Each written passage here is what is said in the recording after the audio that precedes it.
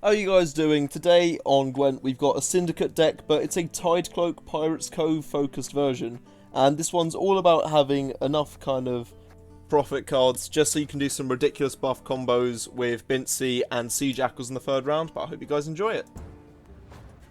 Okay, so up against Nilfgaard playing Imposter, so I guess maybe some Assimilate banter, or is that just me being dumb running that with my Assimilate decks? Could be Mill, I guess. Who knows? Right, well, we obviously have two of our kind of deck filling units and Fist Tech Traffickers, so we'll get rid of a Trafficker and we'll get rid of our Sea Jackals. Really should have just looked and took at the name first, but guess not. Right, come on, show me what kind of deck you're playing. I want to see something simple. A Disloyal unit. Okay. So they're kind of committing to this first round, I'd assume, by the instant double gold. Hitting Saul, which is quite nice for us because his ability can still go off. Actually, we might proc that now with a Mutants Maker. Also means that we'll be staying in this round. Unfortunately, because we're not running Hidden Cache, Tidecloak, Ransackers is a bit...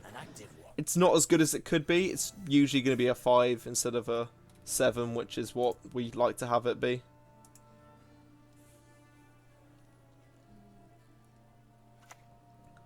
Coupe de Grace, okay, I mean, it's an Echo card, so it's not too big a commitment, I guess.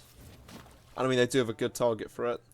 But the fact that they'll be getting even more golds. Out of the way, rabble! Usurper Officer. Okay. Really going big with this first round, aren't you? I do not do this for power. I mean, I guess we could Street Urchins, get our coin collection up even more, and then get Saul getting even bigger. I mean, we are falling behind, but I'd say we're staying in this enough that we can do things. Okay. Interesting. Well, I mean, I guess we could take this round quite easily, or very safely even. Now, I'm wondering, is it worth passing here, or is it worth just profiting or using Fee as much as physically possible to take the lead this round, and then, well, you know, once we've got that, we might as well just push them a bit next round. I mean, is it worth having that 1 point? No, because it's just going to halve it and get rid of it, so we'll do that in case I'm forgetting anything. Okay, so we take this round, and we're now on even in the second round. So I guess we just push, try and get some really good cards out of them, and then when we're ready to go into the third round, we just go for that. But yeah, this round's going to be all about just getting rid of things we don't want, although it'd be nice to kind of mulligan out some bad cards. Although the issue I have here is this hand's really good. I don't really feel confident with the 2-round push against Nilfgaard, so I might actually mulligan something decent here. I mean, Horson's cut-ups, or Freak Show even. If we get rid of that, it does mean that we don't need to worry.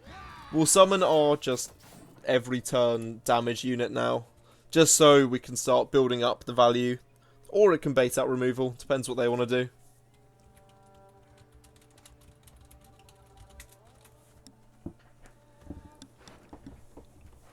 I mean, I don't know how much I want to push into this round, really. I've got so many good cards.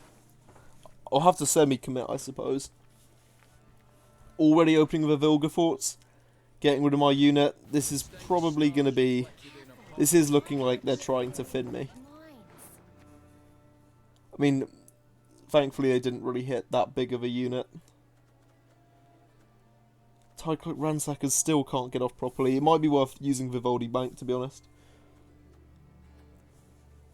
I kind of want to save Pickpocket for a time where I can get it off with Bintsy, but that combo might have to be held apart for now. I guess if we just see Jackal this turn, it just means that we're still going slowly, but we're still taking the lead. I mean, let's be real, even if like they massively get ahead of us, they need to continue on playing, or they just pass and we take it. So we're going into the last round with final say. Mata? Okay. I mean, I guess we might as well play whatever it gives us. Ransackers. Okay, we'll try and wait until we got the coins to play them. Which, yeah, might be through bank if we hit something quite nice. I don't want to get Dijkstra. I don't want to get, well, any of the golds. I mean, nice to see Dijkstra at the top, but I think Fizztech Trafficker's probably the best choice here. Poison one of my own units, just so I've got 5 coins, and then we can start using our Tidecloak Ransackers to get even more coins. Hit max coins this round, summon out the Redanian ghost ship. And then with that out the deck, we're pretty much kind of bound to draw really good cards at the end of this round. Joachim? Enough. Let us finish this. I mean, Deathwind Arbalist is probably like the only kind of bad card we've seen so far from them. We have got out a lot of nice things. So I guess just time to start ransacking. Easy 7-point plays. We do our best angling on land. And we'll save all these coins for carryover.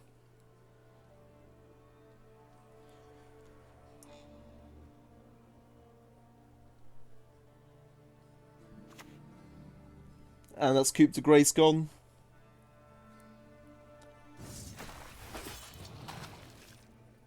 Into another Joachim. Hopefully hitting another good one of their good golds.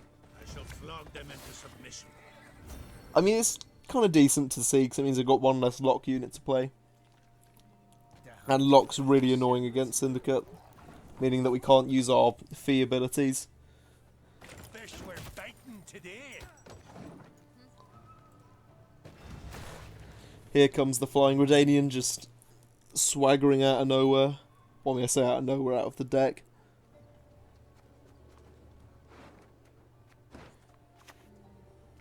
Master of Disguise, yeah, I think they're done giving up things this round. Now, is there anything else I really want to play? No, I don't think I can afford to play any of this stuff. I'm just going to have to pass.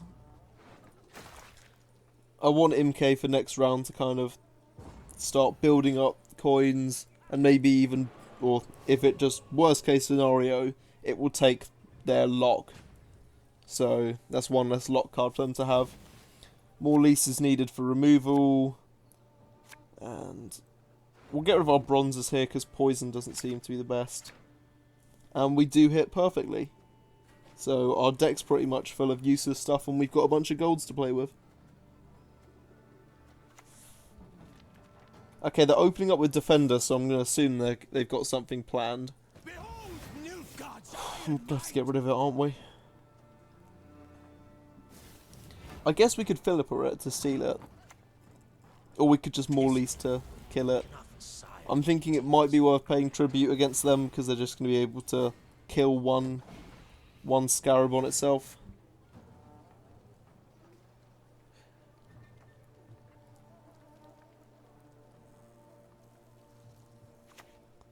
Okay, weird. So it's pretty annoying, but well, we can put up with it, I suppose. Easy to forget about the We'll get down to MK now and just kind of hope that we can get some coins off her. Or actually, this probably will bait out their leader, now that I think about it. But we don't really have any other real viable options for defenders, especially for the back row, because they put down their defender on the front row. And we're not really too fussed about them getting coins, because I don't see them stealing enough units to actually make use out of it. Kihir, however, is a massive issue, because of our Bincy combos. So no, but why am I trying to put her down? No, I want to get down more lease, because we got enough to kill Effian. And then if we just use Pickpocket, we will miss out on the Pickpocket Bincy combo. But it does mean that we're able to steal the Kihir and then start to do some wacky combos with Kihir back against them.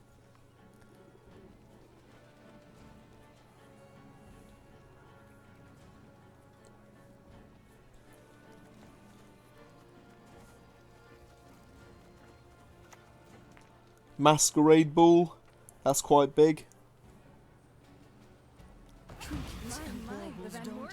Or it's going to be quite big at least. I mean, especially as we're just going to pickpocket this turn. It does also mean that they don't have as much to play with, because if they start to summon their aristocrats, well, let's be honest, they're going to have to poison units, and their best choice is Azar at the moment, or I guess MK. But then again, that's only 5 points of removal, when we got some things in hands which are going to be significantly bigger. Yeah, all they can really use for that coins is giving their MK a shield. Oh dear. Have I something in my teeth? Feeling a bit peckish. Right, let's Philippa away that Kahir from them, so we can actually start doing our own combos.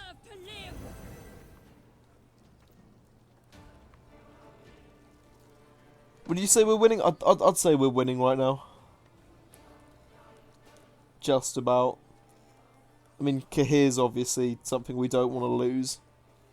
But I'd say that we're in a better position, still with leader ability to go, 4 very strong cards to finish off with.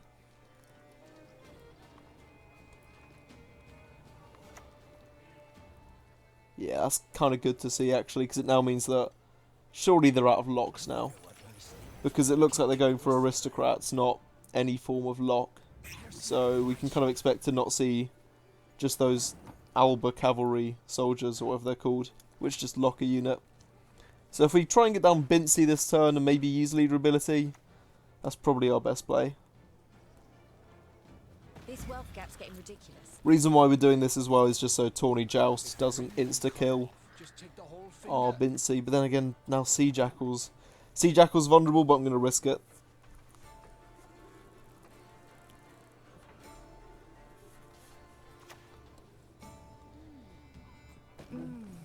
A superb specimen. And a third thirsty dame.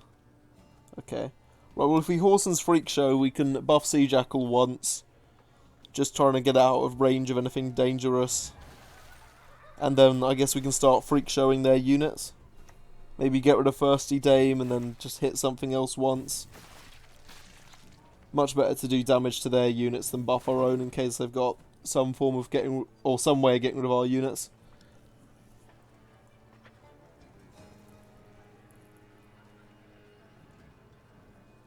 I mean, with Dijkstra on board, sorry, not with Bincy on board and playing Dijkstra, we've got a big swing next turn anyway, and we're still winning, which is what's even better.